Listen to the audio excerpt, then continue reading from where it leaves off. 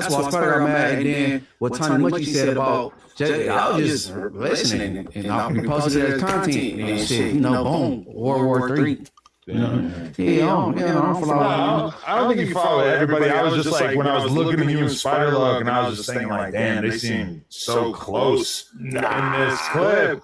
And then, I don't know, it fell apart. And then I was just thinking, I'm like, man, Munchie, but part of the problem is that Munchie just stands on business so much. Like, I know people are going to be like, well, he came back to No Jumper twice, so he doesn't stand on business. But, like,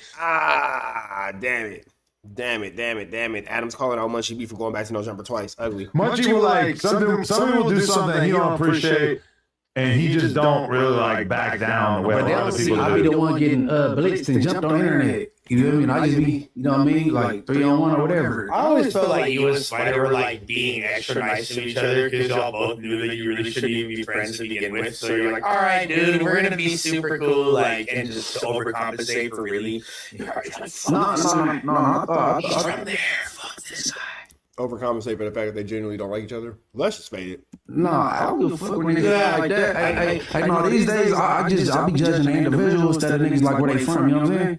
Like at first, I wouldn't like you for the whole zip code, or the high school. Right? Yeah. Like if I was from Long Beach and I'm from the north side of Long Beach, I ain't gonna like nothing. So like I be like, you know what I'm saying? If the person cool, I judge the person. I don't be trying to judge niggas by like they turf or whatever. I met some cool 60s these days. You know what I mean? When you were low-key like newer to the media space, at least like on the level that you're at now when you were fucking with Spider, like on a regular. I wasn't used to it. That's why the whole don't catch me shit. Like that's the best way. I'm a street person coming into the internet shit in our world. Like yo, we just had Chris like what's up, cuz me. And I asked the nigga not to, but you know I learned how to.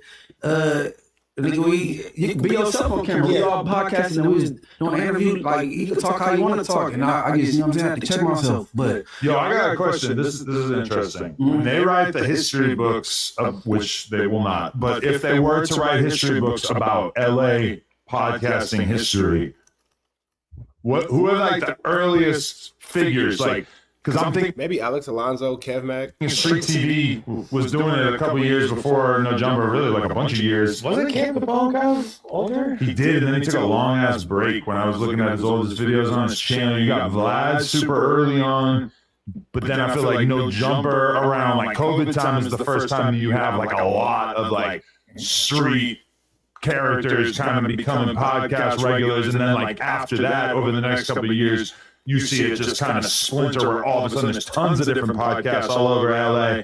But it's kind of interesting to think about like the early days of for sure, Vlad and Street TV early on. When it was called Street Gangs, remember? Street Gangs. Not a great name if you want to monetize your channel. That's why I switched it over. That's why I switched it over. But see, like it was Street Gangs, the website that was booming before he. And then you had 50, World Star Hip Hop. You get into a fight, and nigga, you're a world star. You already knew what time it was. But didn't it used to be a website where, like, if you wanted to find out, like, what the attributes of the Inglewood Bloods were, you would have to, like, go on this, and it would give you all the claimers. It's not still like that, is it? Yes, it is. All the claimers and weirdos, they go there and learn about the hood. They trying to claim you ain't from over here. Like, they trying to get the history on it and the information. They kill enemies. The little map, it said the dead homies. I'm like, damn. But there's shit like the... What website is this? The information, like me as a weirdo, I did a lot of research on Street Gangs TV, and it's like the database is pretty outdated at this point, but there's a lot of info on there. And as I learned more, I was like, damn, it's just like pretty accurate. like allegedly. Yeah, but I don't think he focuses on the website type thing, on YouTube type side of things. But early on, it had Vlad. Street TV. What year did No Jumper kick off on YouTube? Munchie B is really ill-informed about this. You have Kev Mack, you have Street TV, you have K Mac or Kev Mack, whatever. Vlad, Street TV, S Wiggins, World Star, This Is 50, Taxstone, Joe Button, Starlito. I know you said West Coast, but these are kind of people just all within the space. Ed Lover, for those of y'all old enough to remember Ed Lover. Who else was in the hip hop space? DJ Ski. I don't know if y'all remember DJ Ski. That was a thing. 2015. Yeah, but we're like pretty small until I was started getting like bigger interviews in 2016, kind of. Vlad was already huge. Had been. Yeah. And when did it start switching over to like street, like from underground SoundCloud rappers? I think like to 2020. 2020? 2020 and COVID was when it was kind of like, oh, nobody's traveling, so there are like no big name rappers that we're going to be able to interview for the next like however long, because like literally you couldn't fly anywhere and everybody had their recording budgets on hold and stuff like that. So it was kind of like, fuck, well, what are we going to do? Guess we better start kind of working on building up more characters on the podcast and finding more people locally that we can pod with. And then those kind of end up being gang members. And then all of a sudden we're kind of like in the mix in that regard. It seemed like from outside perspective that around like 2017, like some of the local kids that were doing SoundCloud stuff, like the Frosties and Almighty started coming around No Jumper a little bit. And then I want to say like 2018, 19 is when you first had like Greedo, Draco. Did Almighty Suspect bring Frosty to No Jumper? Or it was the other way around? G Perico, all those dudes coming for the first time. Some of that was 2017, but yeah, around that era is when I started tapping in with more people. Because all of a sudden then it's like all these street dudes are like, yo, like, you're doing this podcast in LA, like, let me get an interview. And I'm like, oh, okay, sure. So when you said you held off on bringing Munchie you said you held off for like 2 years. Well, because like I think Flacco was trying to get me to interview Munchie right after Draco died, and that just would have. It was a little touchy at the time. It was too fresh. I was doing like the disrespectful music and all the little. Yeah. And but Putting scenes from the night Draco was unalived in your music videos, those types of things.